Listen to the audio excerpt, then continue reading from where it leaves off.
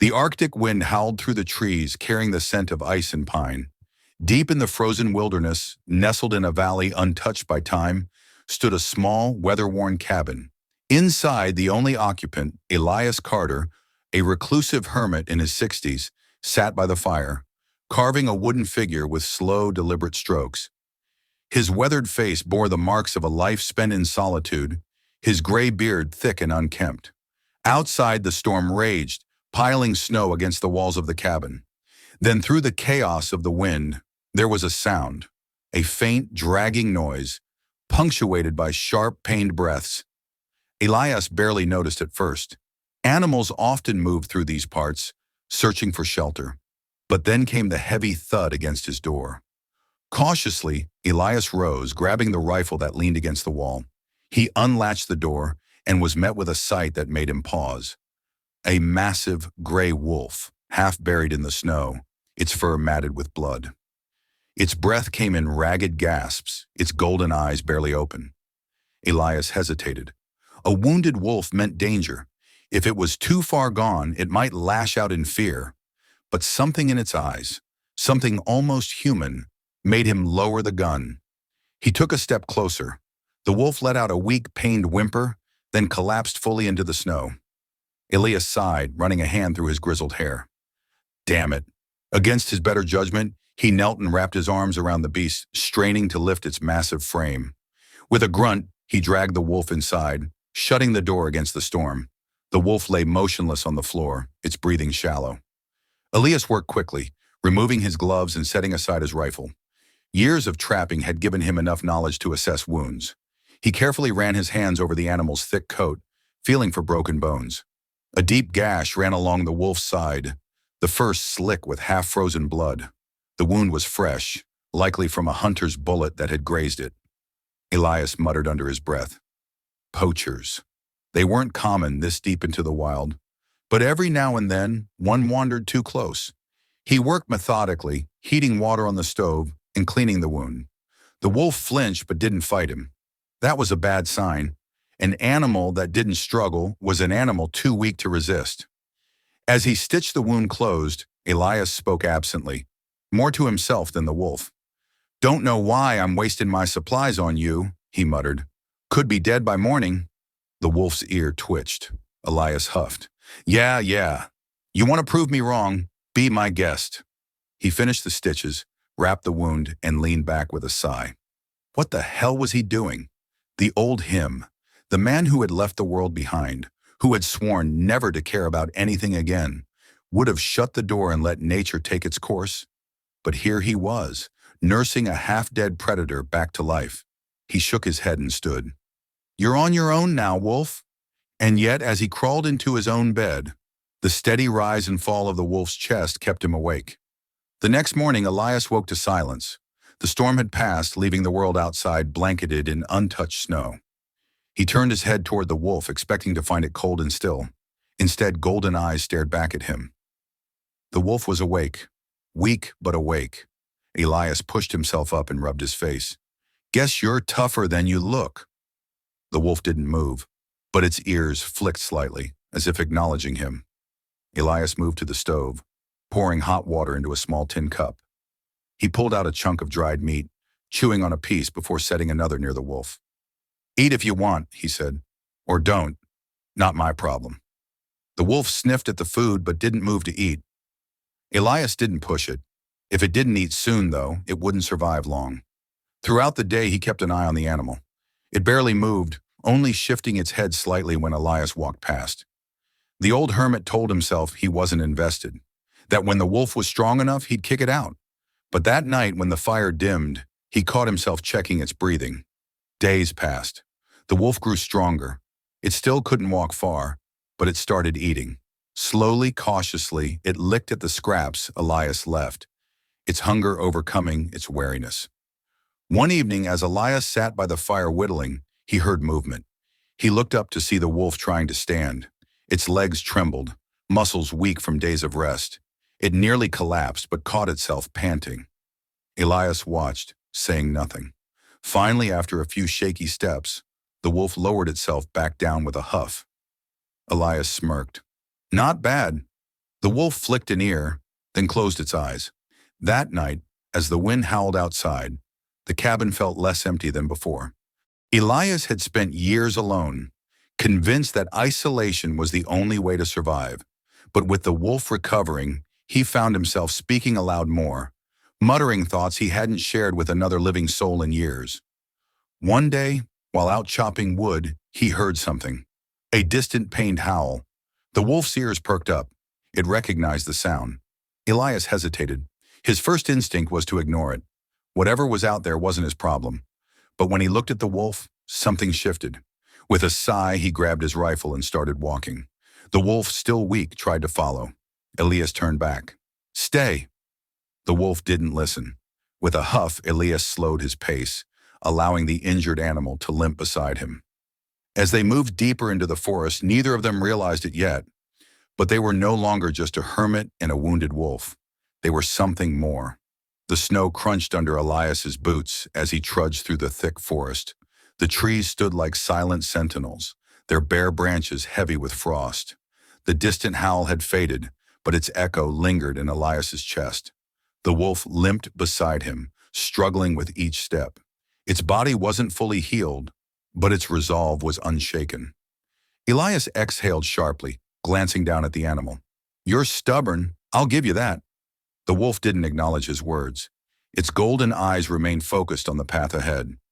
After nearly an hour of hiking, they found the source of the distress call, a younger wolf, smaller and leaner, caught in a steel trap. Elias cursed under his breath. The animal's front paw was mangled, blood seeping into the snow. It let out a weak growl, fear and pain mixing in its voice. The injured wolf's eyes darted toward them, then widened as it recognized Elias's companion. They knew each other. The larger wolf whined and took a step forward, but its legs wobbled. Elias put a hand out instinctively. "Easy," he murmured. Elias had dealt with traps before. He knelt cautiously, setting his rifle aside. The younger wolf bared its teeth, its body trembling. "Not gonna hurt you," Elias muttered as he pulled out a small knife. His voice was steady, calm, a voice he hadn't used in years. The older wolf let out a soft huff and lay down, watching Elias closely. It took minutes, long, tense minutes. But finally, Elias pried open the rusted steel jaws. The moment the trap was released, the younger wolf tried to bolt, but its injured leg gave out, and it collapsed with a yelp. The older wolf let out a deep, rumbling whine and limped forward, nuzzling the younger one. Elias sat back on his heels watching. The younger wolf didn't snap this time. It merely let out a shaky breath and leaned into the touch. Elias exhaled. "Yeah, I get it." He understood what it was like to find someone when you thought you had no one left. The storm was rolling in again. They needed to get out of the cold. "Come on," Elias said, standing. "Let's go." The older wolf turned to him, and for the first time Elias realized what it was asking. Not just for help, for trust. Elias sighed, running a hand through his grizzled hair. "Damn it all." He bent down, gently lifting the injured wolf into his arms. It whined but didn't fight. The older wolf walked beside him as Elias carried its wounded companion back to the only place that had ever felt like home. Elias trudged through the snow, his arms burning from the weight of the injured wolf. The storm was closing in, the wind picking up speed and howling through the trees. The older wolf limped beside him, never straying far. By the time they reached the cabin, Elias's breath was ragged. He kicked the door open and stepped inside, the warmth of the fire washing over his frozen skin. Carefully, he laid the younger wolf on the floor, beside the spot where its companion had recovered just days before. The older wolf nosed at the younger one, licking its face gently. Elias watched for a moment, his expression unreadable. Then with a grunt, he set to work. He peeled off his gloves, rolling up his sleeves. The younger wolf's paw was in bad shape. Blood still oozed from the deep punctures where the steel jaws had bitten into flesh. The animal trembled but didn't resist as Elias examined it. "Damn poachers," Elias muttered. "Leaving their traps out here like this." The older wolf lifted its head slightly at the tone of his voice. Elias sighed. "Fine. Let's see if I can patch this one up too." He worked quickly, cleaning the wound with warm water and stitching what he could. The younger wolf let out a low whimper when he tied the bandage in place, but Elias murmured, "You'll live." For a long time, he sat beside the wolves, watching the firelight dance across their fur. He wasn't sure when he'd started speaking to them as if they could understand him. Maybe it was because they did. The days passed, and the second wolf slowly recovered. Unlike the first, who had accepted Elias's presence with cautious curiosity, this one remained wary. It would flinch at sudden movements and keep its distance when Elias approached. He didn't force it. The older wolf, however, had changed. It no longer just tolerated Elias. It seemed to trust him. It would watch him as he worked, follow him outside when he chopped wood, and even sit beside him by the fire at night. Elias had spent years avoiding attachments, convinced that the world had nothing left to offer him. But this was different. One morning, as Elias stepped outside to gather firewood, he noticed something that made his blood turn cold. Tracks. Human tracks.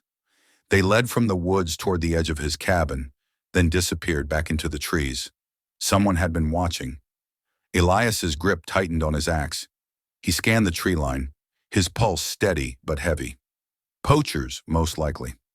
His first instinct was to track them down, make sure they understood exactly what would happen if they came too close again. But then he thought of the wolves. If the poachers had been near his cabin, that meant they had likely seen them. And if they knew about the wolves, they would come back. Elias's jaw clenched. Like hell, he was going to let that happen. That night, Elias sat by the fire. His rifle leaned against the wall. The wolves slept near the door, their bodies rising and falling in slow, rhythmic breaths. But Elias didn't sleep. Instead, he listened. Hours passed. The wind howled, the fire crackled, and then, there, a soft crunch outside.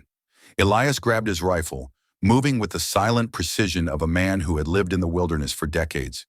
He crept toward the door, easing it open just enough to see through the gap. Shadows shifted among the trees. Two figures, armed. Elias exhaled slowly, his grip firm.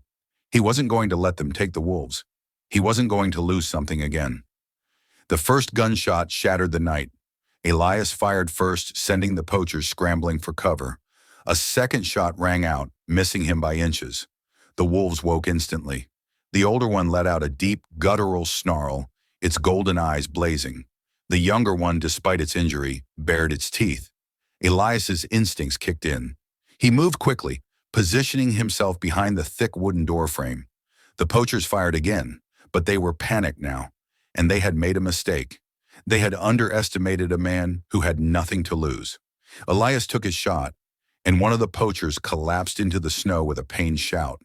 The second turned to run, only to be met with a blur of gray fur.